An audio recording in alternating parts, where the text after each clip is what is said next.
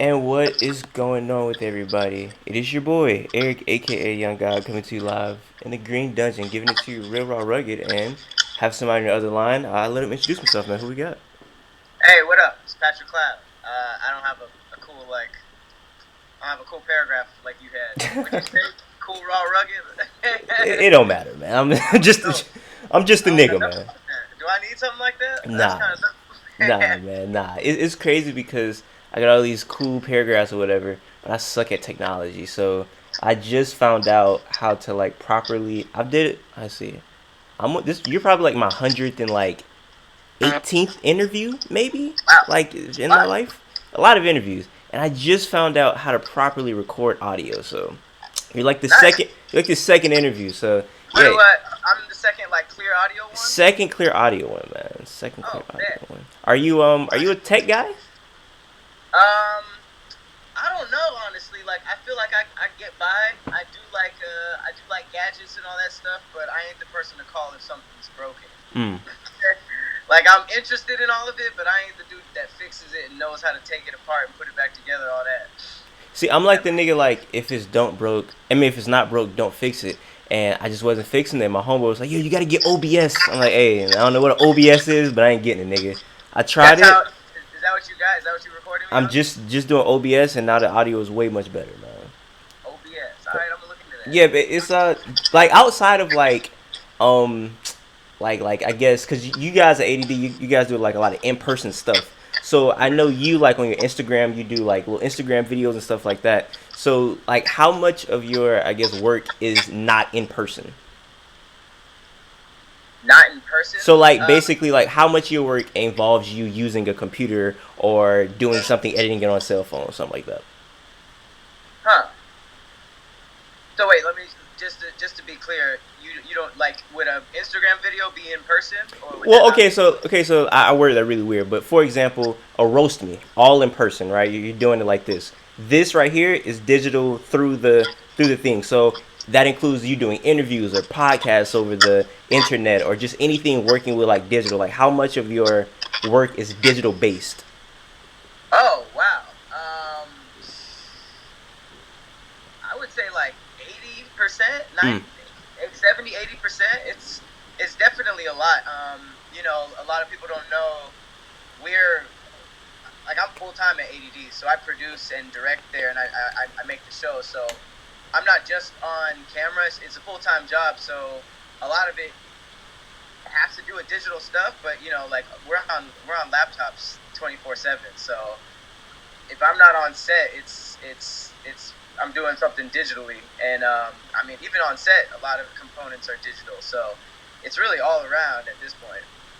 And it's crazy because on set it doesn't feel like a on set when watching a lot of y'all videos. It feel like you guys are just talking and somebody's like, "Hey, let me record it real quick." It seems very organic and Yeah. natural. So how hard is it to grasp that organic or natural feel, or does it just legitimately come organically?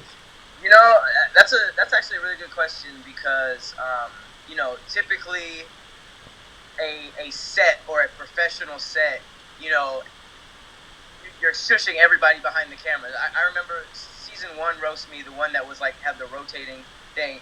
It was like shooting was a nightmare. Like it was hot, the AC broke. I was running around doing like a million things, and like one thing that I hated about the set was like when we did get a really really funny joke, I would shush everybody behind the cameras, Mm. and it wasn't until like I completely just threw that joke away that because I just want my sets to be fun. You know what I mean? Like there was even a big point in dad jokes where like me and Kev we laugh at everything. Kev on stage, so like and our laughs are very big. So instead of just like hushing us every single time or like dying in silence, like we just let all of our crew members start laughing. We're allowed to laugh, and that makes the environment fun, and that comes across on camera. So that was like a big thing that really helped is just like relaxing the set. And then another big thing is just like all of our shows are unscripted, and what that means is that you never know what's going to happen. It's sort of like a crapshoot.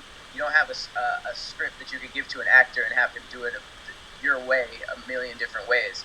It's very like you know, we as a director, I have to I call it bottling up like lightning, just because all I can do is set up an authentic situation and then try to capture it. You can't like, be like, okay, cut. Let me do it again from this angle. Like there is none of that. You have to capture it. And with shows like Roast Me, um, Comedy Central has been doing roasts for forever, but it's a very like suited up, like it feels like prom or like the Mm-hmm. Oscars or something. It's like one at a time. They go up with these long ass jokes and like it's other writers, but I just knew that Roast Me had to feel like you were in class, feel like you were in like on recess or something like that. So really, all that was putting together people and directing them into an authentic situation and then just letting them go. So it's really been like those two main things that helped a lot with capturing authenticity. I think the difference between roast me and the Comedy Central roast is that, well, one, it's a lot of white people on the Comedy Central roast, and I feel Yep. like the way white people and black people roast each other, it comes off different. So when you're watching a Comedy Central roast, it seems very like thought out, and it's very like, wow, like that was really like to the T and point out. When I'm watching Yeah. roast me, it feel like you said, it feel like you're just at the lunch table or you're in the back of the bus and you just coming off Right. stuff off the top of your head. It's like the ridiculous stuff, you know. So I feel like I Yeah. don't know. It's way more organic than a Comedy Central roast session. Yeah. I love Comedy Central, but like I've never seen a roast that made me feel like I wanted to be there. You know Yeah, what I mean? Like I think it's really important that when you watch my content, it's like you kind of feel like you're either already there or you would love to be there, and I see it in the comments that people either want to be on the show, which is crazy to me because I have such a hard time casting it because it's such a scary show. Um, but people that just want to be in the room, not even necessarily like in the hot seat, but just in the room because we put a lot of attention and we put a lot of like emphasis on making it feel like our audience is like either there with us or wanting to be, hang out with us. I think that's really important with being on camera. You can't just seem like an asshole that nobody wants to talk to. now roasting is really hard because I always say that like you could be a funny nigga and like make people in your circle laugh or make your family laugh, but I feel like it really shows if you're funny when you can make an old person laugh or a white person, a black person, a young person, and everybody in the world. So when you're roasting, like let's say I'm from Florida, right? So we have a specific way of roasting people that maybe if you went to New York, they'll be like, "Shit, corny, b. We from Harlem, I hate New York niggas. We can get to that whole nother situation later. Though. We get to that conversation later. But anyway, we have a very specific way of roasting people. So when I watch something like roast me, it's almost like you can tell these people are really in their element and they're funny because they're not just making somebody from LA laugh. They're making somebody from Florida laugh. They're making somebody from North Carolina laugh. So I think that's Yeah. another cool thing about it. I mean, it's interesting because like whenever you shoot comedy and people on camera are nervous, they tend to laugh Yeah. or play up laughs of jokes that maybe not be funny or something like that. So I tend to I always test my content by looking at people who really aren't there to laugh, aren't paid to laugh. You know what I mean? Yeah. If we got the sound guy cracking up, we got the people behind the cameras cracking up. If in the edit, the editors are cracking up, people who aren't have no, will get their check regardless of if it's funny or not. That's sort of who I look at, and Roast Me is definitely the show that does that. It kind of it breaks all barriers, like you said, in terms of like age, culture, race. If a joke is funny, if a joke hits, it hits with Roast Me, and it's just like a punching bag of jokes. I've loved that show. Like how so were you the sole creator of that concept? Yeah. So Roast Me was basically my first big project by myself. How ADD works is we were we were sort of all producers in a bucket doing for the first time in Is It True? That was like our big series at first. So we kind of all did the same concepts, but those of us who pitched more ideas or had our videos do better were given more opportunity. So my first show was a show called Remember That, where everybody just like looked at shit like MapQuest and Sidekicks and GoldenEye and shit like that and reminisced on it. So like that was it. And then Roast Me kind of came about.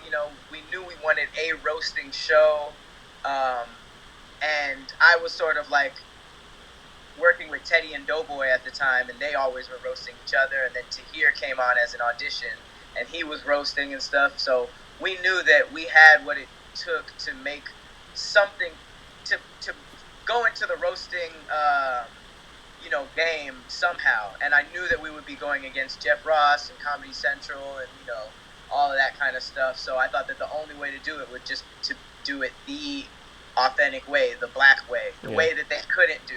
You know what I mean? Like, there's literally, we could give them the same set, the same, you know what I mean? And it's just like, it's a culture thing. So I think that that's sort of like why it was trusted to me, and I'm happy about it. The first season only cost about $30,000, and yeah, it was my baby. Like, I helped the art team pick the wood out for the set.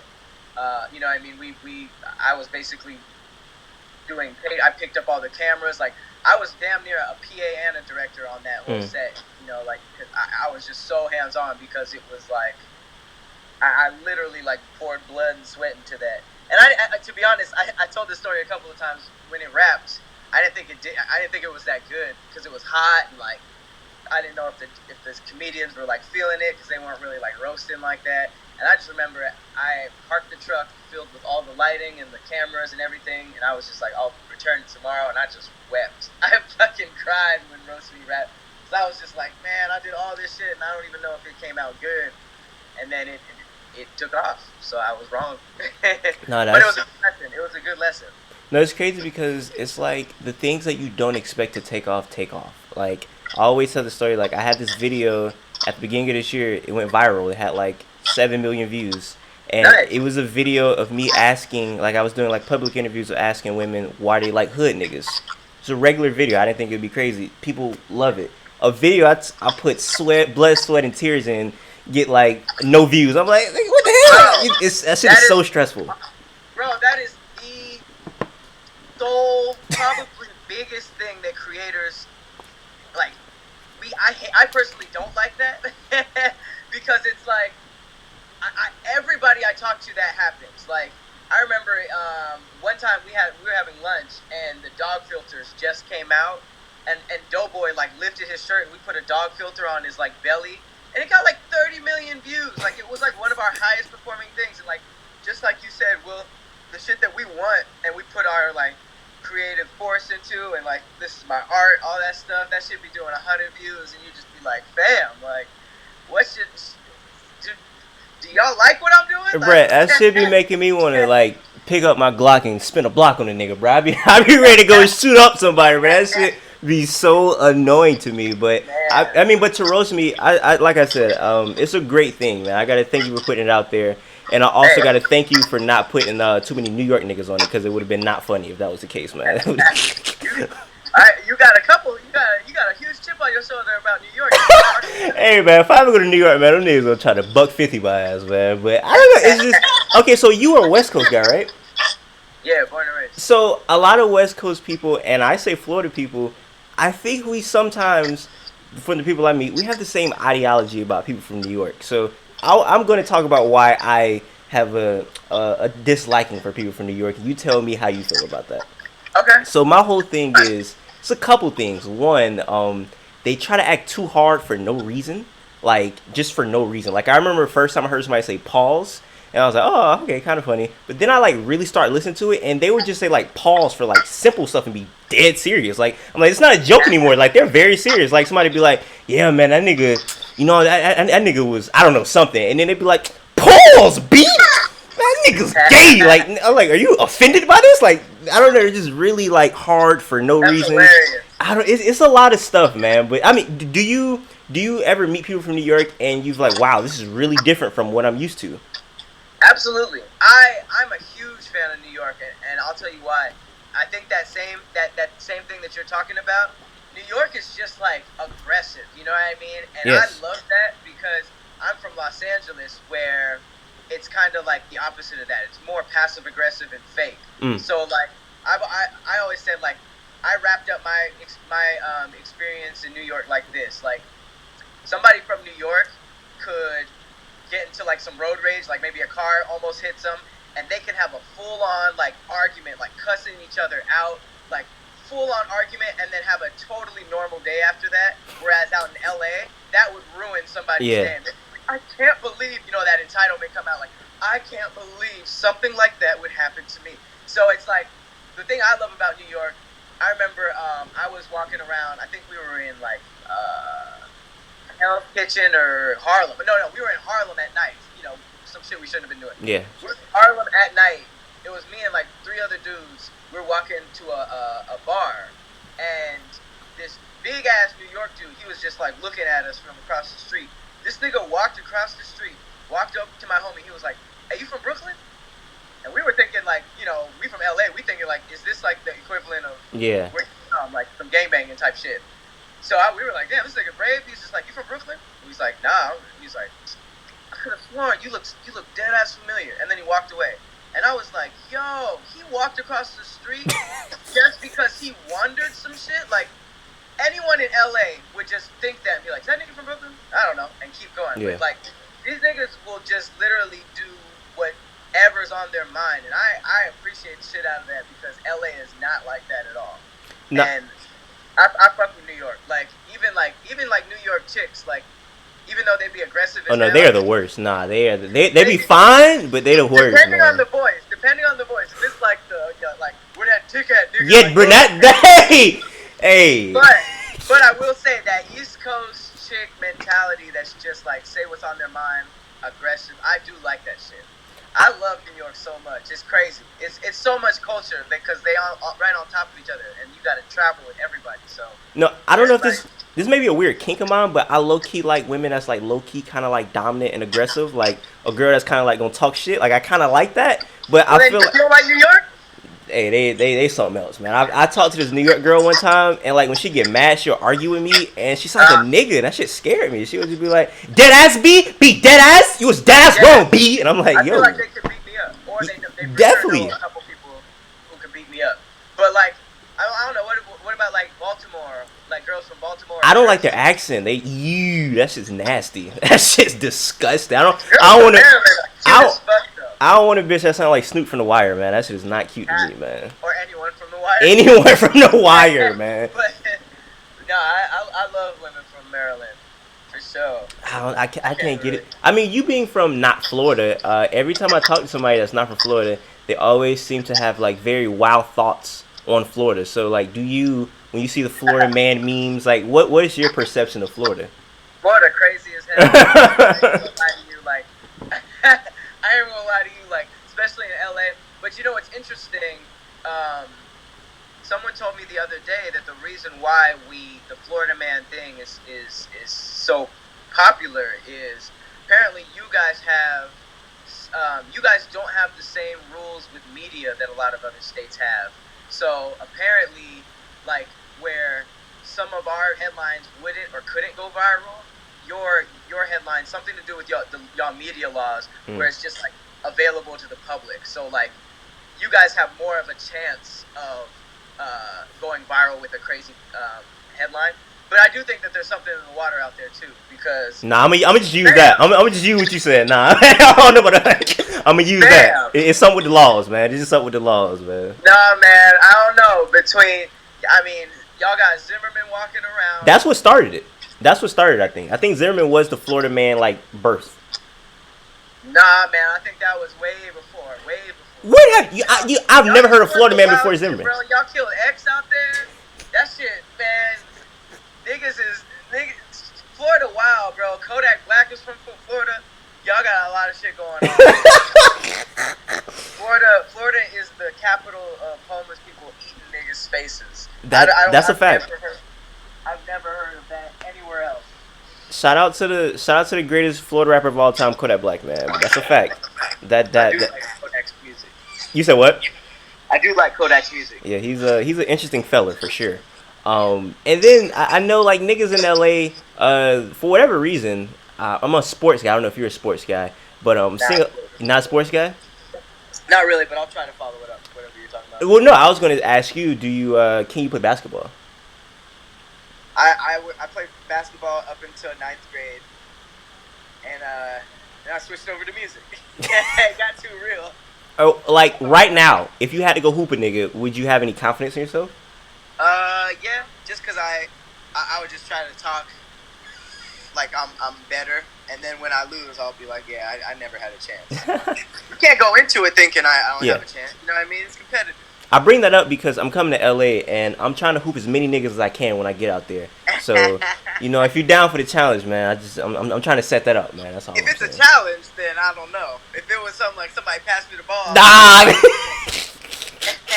if this is on some meet me here at 3 type of shit. I seen you no, cause I seen you hooping with old boy. What's his name? You did the interview with him. The Oh, interview. B dot. Yeah, I seen you hooping with B Dot or whatnot. And Yeah, you saw how that went though. You hey, saw how that hey, went. the three. You was hitting the three for a little bit though. You was kind of cashing out.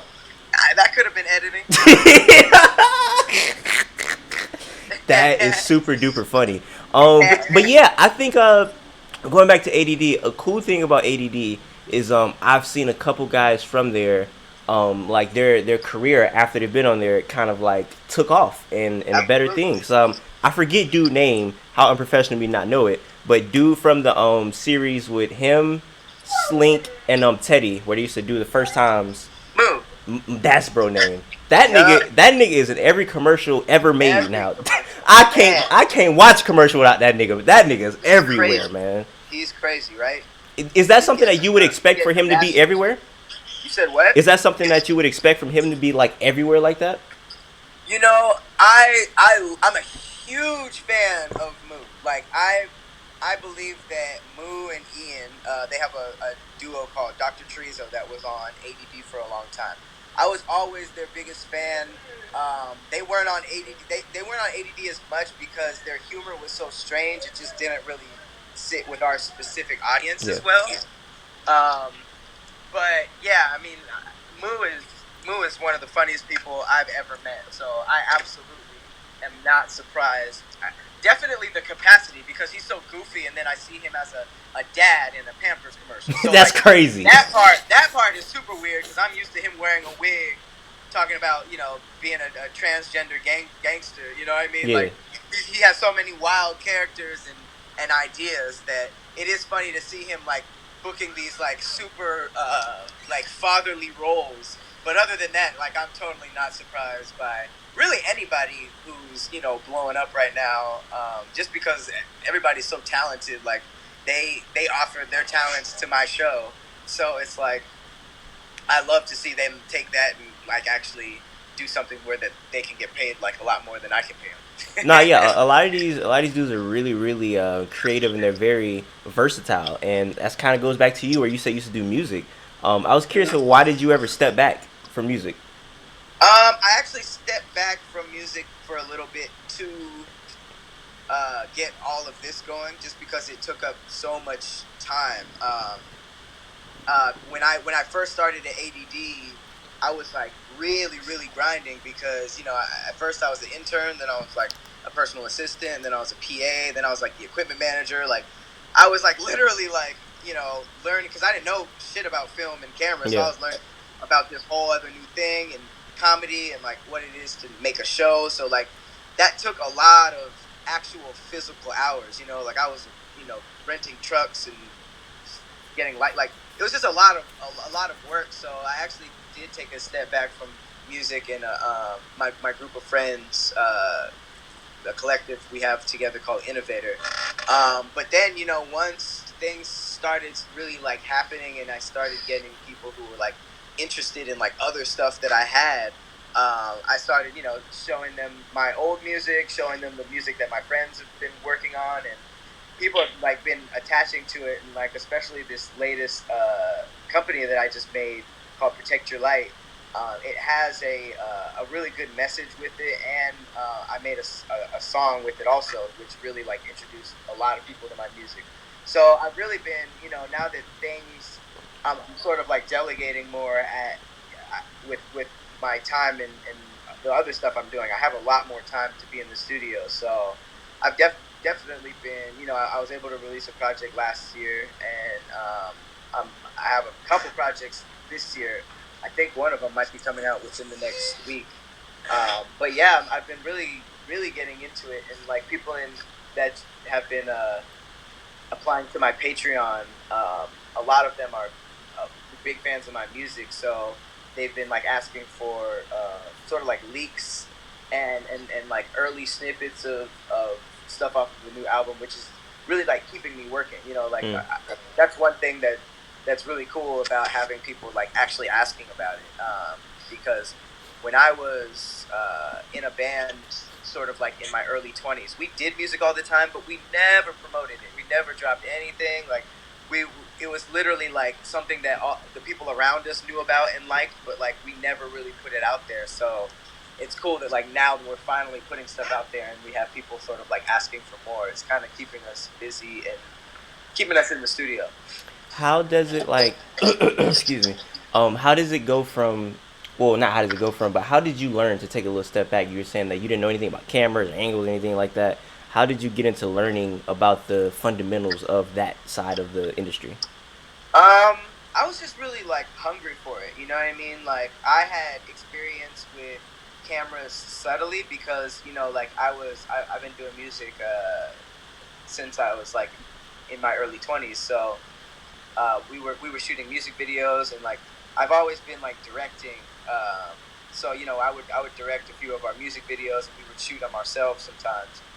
So I had like some knowledge, but you know, I think that it was just really like immersing myself. And I'm really lucky that ADD gave me an environment to really do that because I used all the resources that I could. You know, like we had a huge, you know, when we first started, you know, getting into production, the producers who, you know, I was PAing for would basically put together these huge camera orders, huge lighting orders, and I would volunteer to go pick them up. I loved like going to the shop and buying them because then I'd like see everything, and then I when I volunteered and became the equipment manager, I got to like hang out literally with the equipment and like figure it out. Yeah. And you know, the YouTube space had courses that was like basic camera work, basic lighting, basic sound, and literally like ADD would pay for me to go after work because it ultimately helped that I knew how to do all that stuff. So it was like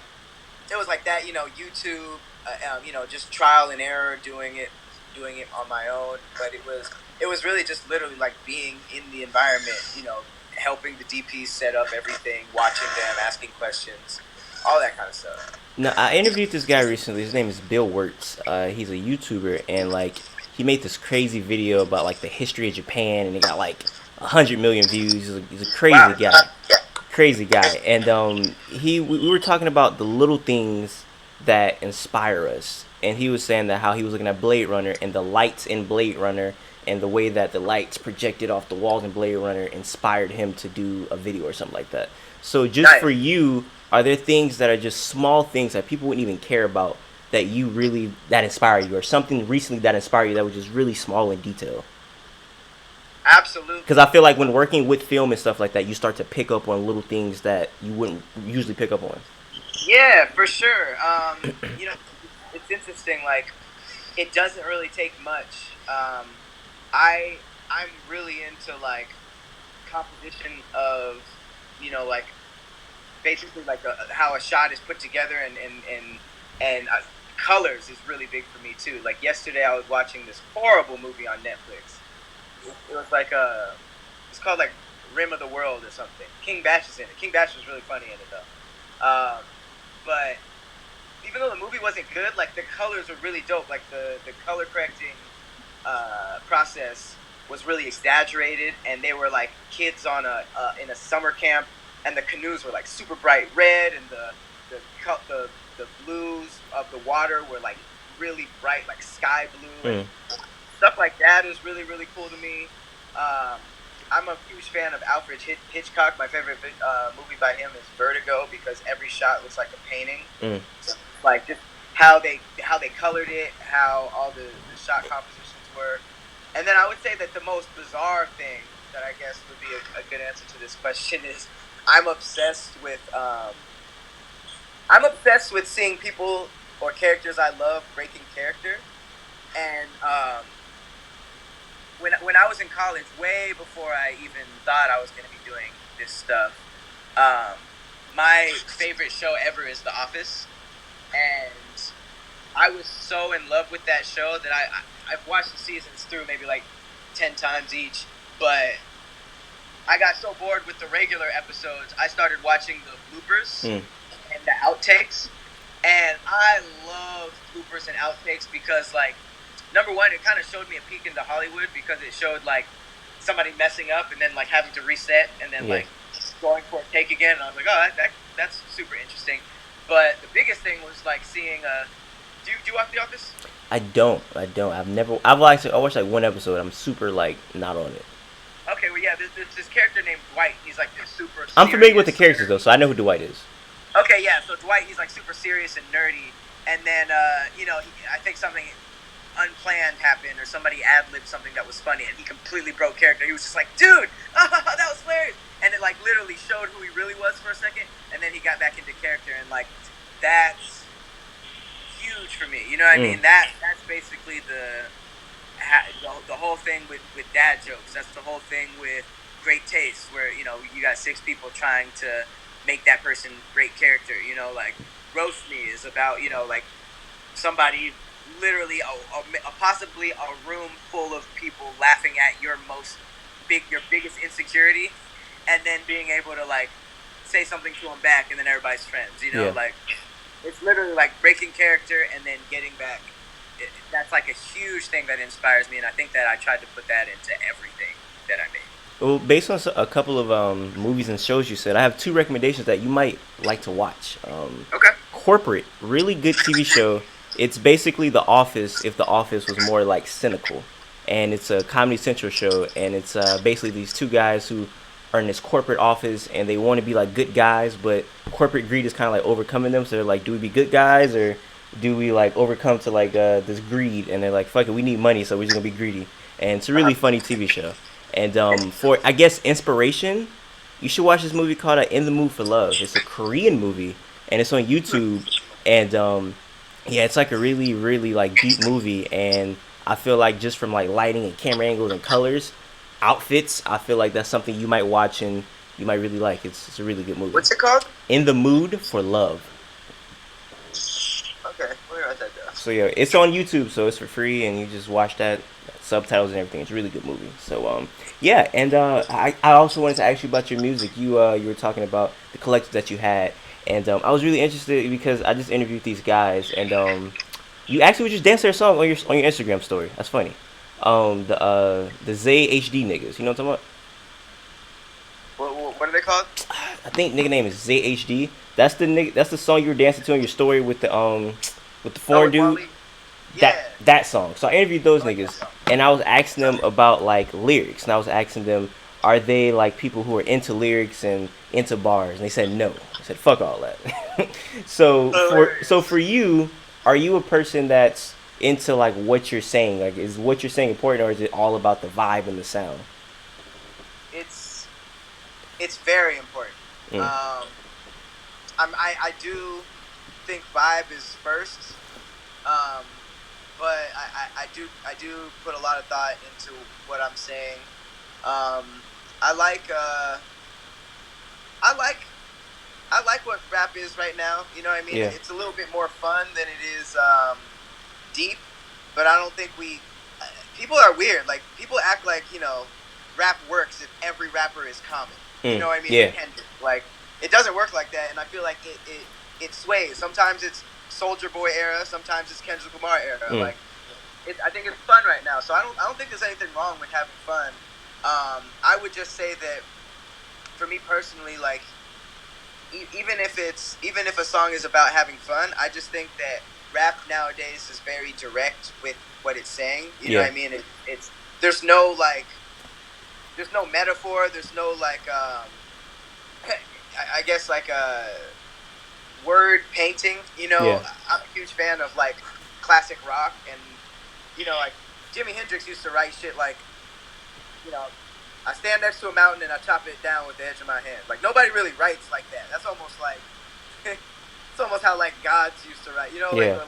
Or like Shakespeare. Yeah. Like I'm really into like I was a big Radiohead fan growing up too, and just like how they used to do what word painting was really important to me. So I don't really like even though I appreciate it, I don't really do any music that's like, I'm here, I'm in the club, I rolled the blunt, I Yeah, smoked the, I see some titties. You know, like yeah. that's just very much like what's happening, as opposed to like trying to do like big songwriting. Like I'm more of a songwriter than bars. Like if Mm. that's what you mean by bars in terms of like, oh shit, he said that. You know, like that kind of thing. Like I don't know if I have like bars, but like I think songwriting and like making sure that your verse is like dope and what you're saying is either connects on some type of way or like is some type of poetry is very important. It's really interesting because I feel like songwriting and rap are not tied to each other a lot of times. I feel like Yeah, bars isn't and it rap. weird that, Yeah, that those are different genres? yeah.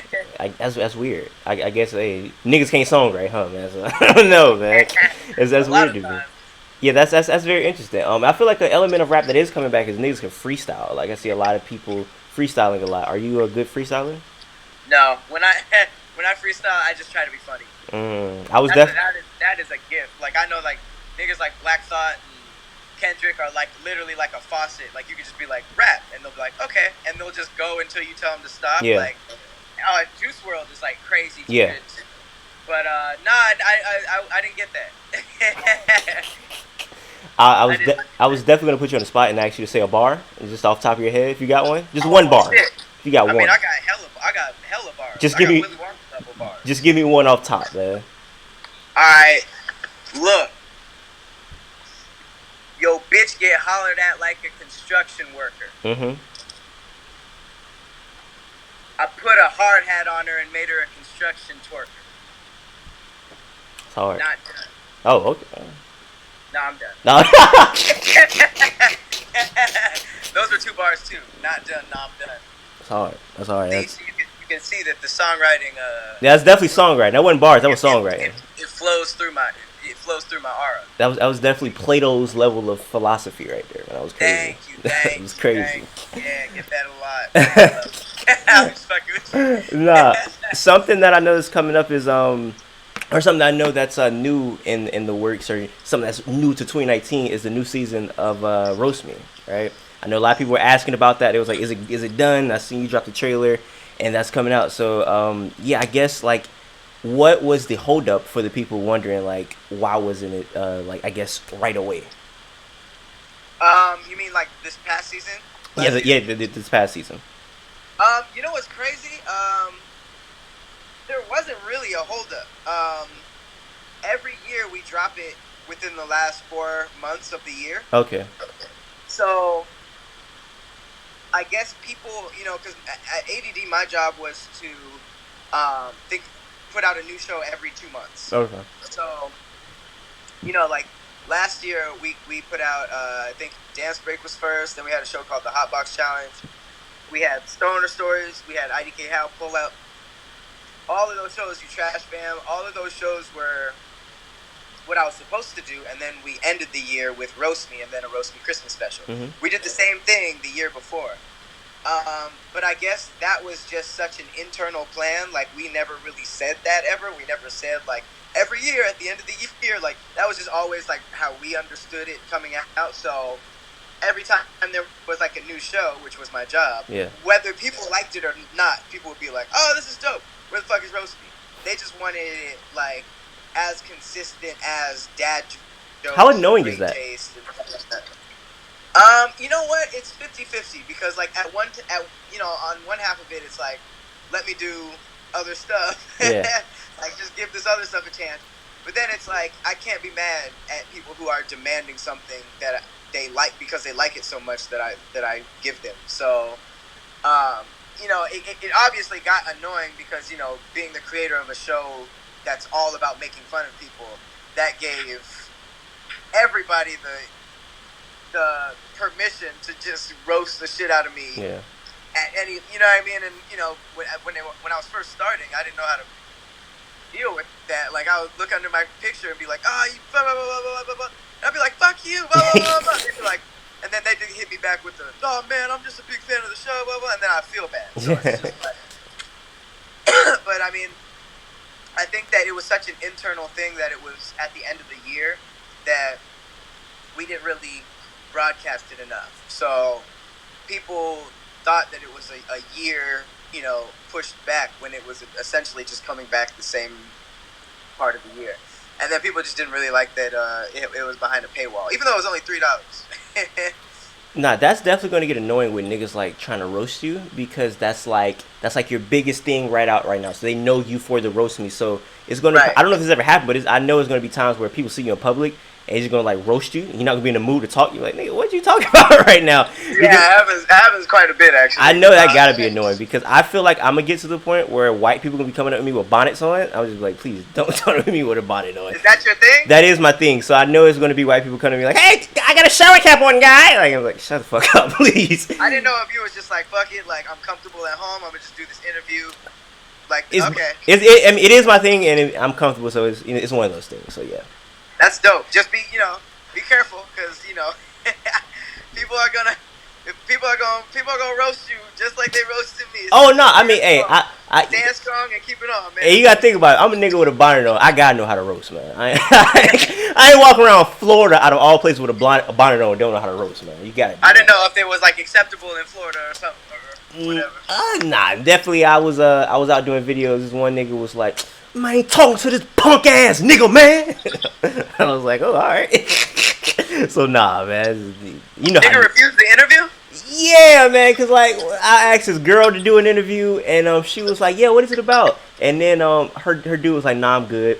And then she was talking to me, and then he grabbed her by the face like this, and he said, "We ain't doing no interview." And I was like, "Oh, all right." So I walked away, and I heard him talking to her. He say, "I ain't fit get interviewed by no punk."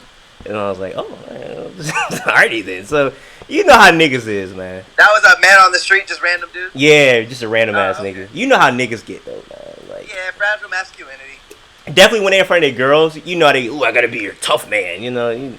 That's just trash, man. But I fuck with roast me because I feel like a lot of niggas gotta break that wall down where you can't be, I guess, quote unquote fragile you can't have fragile masculinity because you're like that's the most vulnerable point of you getting roasted because everything's out there, your insecurities Yup. being talked about, so you can't hide behind any wall because everybody's tearing down every insecurity you might even have.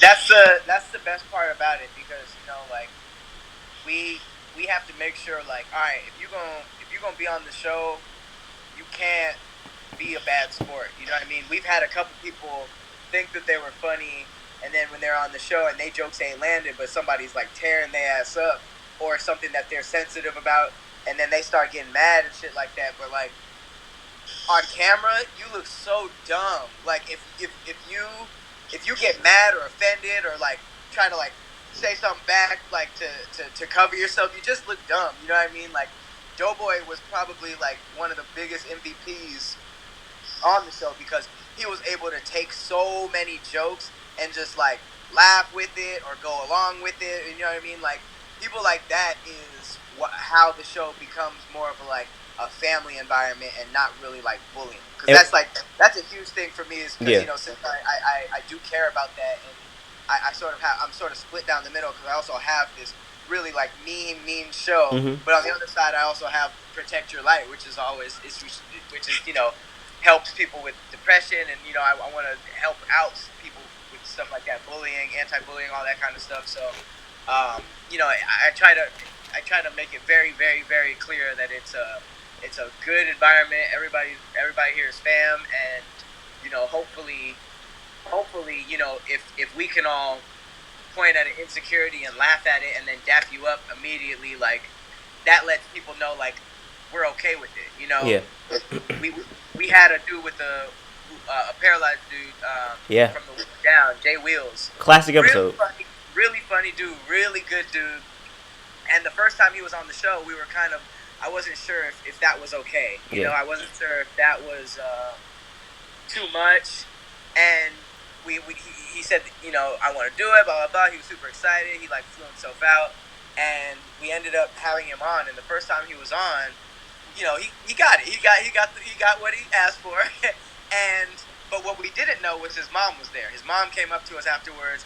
And we're like, hey, what's up? I'm Jay's mom. And I'm like, oh, shit. I did not know you were in the room. Like, we were really going at him like everybody else. She was just like, well, that's what I love about it. It's like, this was like this was amazing for her because it was like so many people tried to dance around it or not talk about it in his life and stuff like that. And I guess the environment of just like, it's all including. We accept everybody, and it was the exact opposite effect of what I thought. Thank God, you know what I mean. And it was a beautiful thing for him and his family. So now I'm just very, very careful about keeping that same energy with everything and making sure that people know that it's like it's something that brings people together more than anything. Now it's crazy you bring up like people try to dance around that with him because I would imagine, not saying being black is a disability, but white people sometimes treat it like that. Like it's like they don't know how to bring it up. I don't know if you ever talked to a white person, but like it's almost like the teacher on Everybody Hates Chris, where she didn't want to say he was black, but it's like everybody father signs at home, but Chris, your mom can sign it as well. It's like you just say what you want to say. Like I'm a nigga, I know what you're trying to say. Right. So yeah, the fact that I guess maybe for him, like you guys being so direct and so like embraceful and joking about it, it probably made him feel 10 times better because it just made him laugh about himself. He probably felt, growing up disabled, you probably feel bad about yourself. But when you can see somebody's joking and laugh with you and it's all love, that probably made him feel so much better to experience that. Absolutely.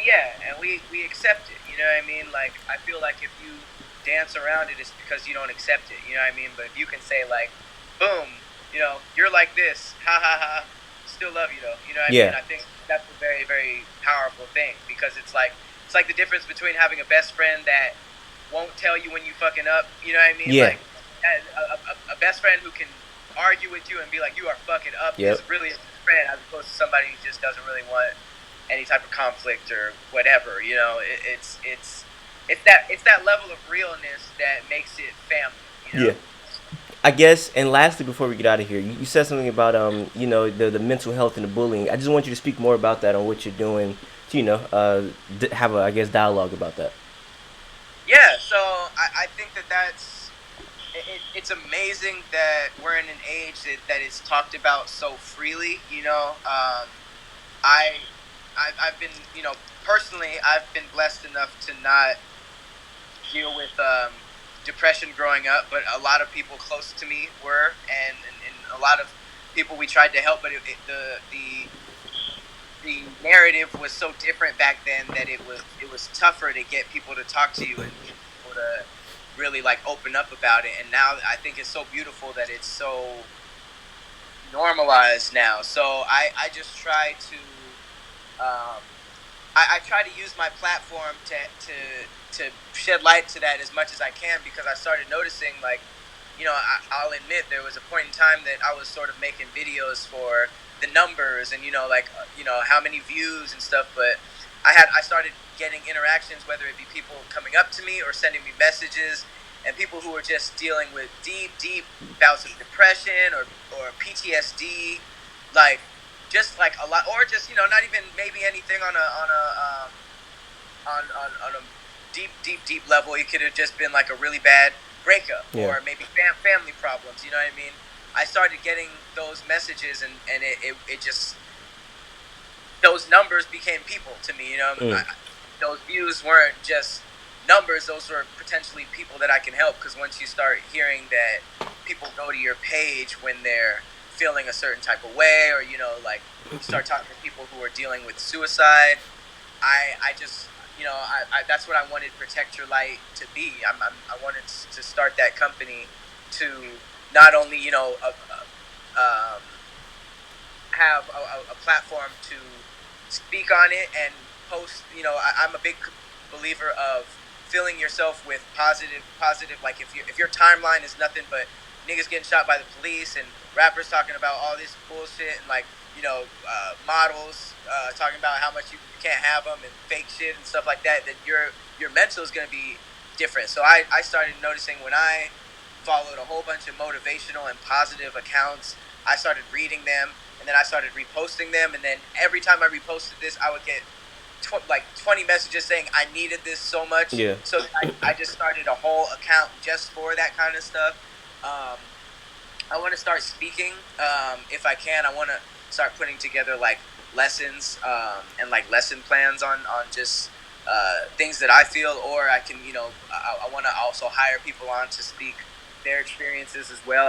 I really want it to be a movement, and I really see that it's connecting with people. Somebody just sent me a video of her getting Protect Your Light tattooed on them with the little flame and the logo, and I just love that it's actually connecting with people. Now I've been trying to tell niggas that for the longest that like if you sit there and watch black people getting shot by the police all the time, like that's gonna mess you up. Like you can't just have it on your timeline all the time. And I try to talk about mental health as much as I can on my channel, but something that I really don't talk about a lot is the cons of this whole mental health era we live in, because even with a lot of pros you're gonna have the cons, and I feel like the cons are people abusing it now. Like people are just saying like, I got mental health problems. Like there ain't shit wrong with you. Like I was looking at this Vice show, and well, it's called Hate Thy Neighbor, right? And it's basically this nigga who basically interviewed crazy people. So he's interviewing this chick, and she was like a prostitute. Was she a prostitute? I don't know what she do. Porn. She was something like that. And I know she was talking about her kids, and she was like, "Hey man," she was like, I mama come home, mama give you money, mama give you a hug, but I ain't finna sit there and play with you all day. I need to take care of my mental health." And I was like, all right, man, like, like you calm down, because she was just basically like, I feel like using mental health as a excuse not to spend time with her children. To not be a mom, yeah, that's So ridiculous. yeah, so I feel like we're living it. And like the craziest thing I probably seen was it was a big company, like a Gucci. It wasn't Gucci, but it was like a Gucci or Prada, and they made a jacket. And on the back of the jacket, it had like a screenshot of the word anxiety and the definition of it, and that was it.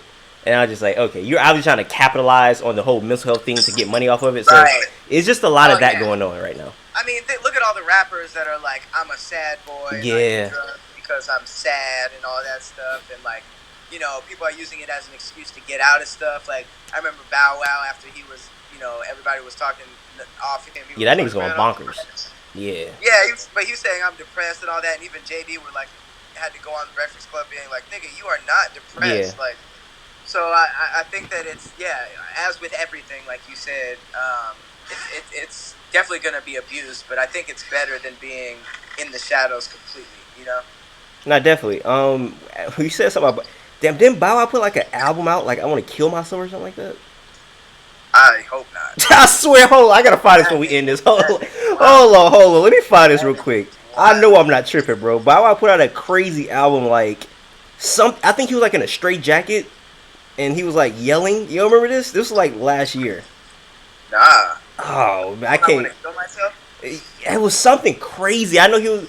It was like, oh man, because it was during that time where he was like, y'all keep talking about me and this and that, and there's something wrong with me, yeah, and like, damn, I can't find it, but yeah, that nigga got some problems, man. But yeah, that's weird to me. Do you?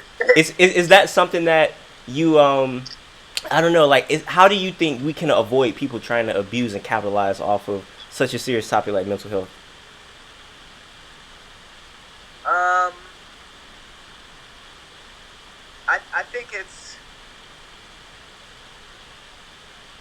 I think that it should just be when you're talking about it, unless you have a deep personal connection, uh, it should just be shedding light on the topic. You know what I mean? Like, it should never be used as an excuse for something.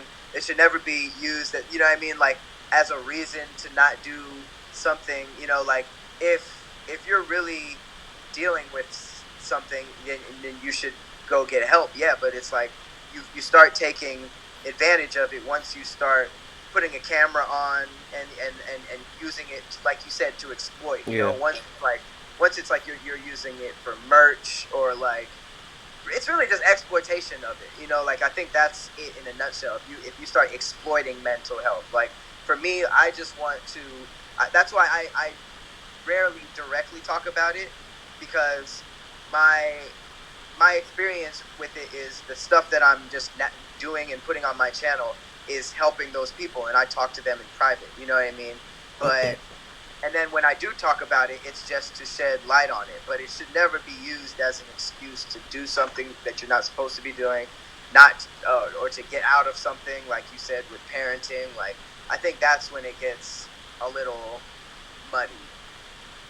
I would agree. And also, I knew I wasn't tripping. It wasn't called I Want to Kill Myself, but it was called Eticus, which is suicide backwards. So, there's Bow Wow for you.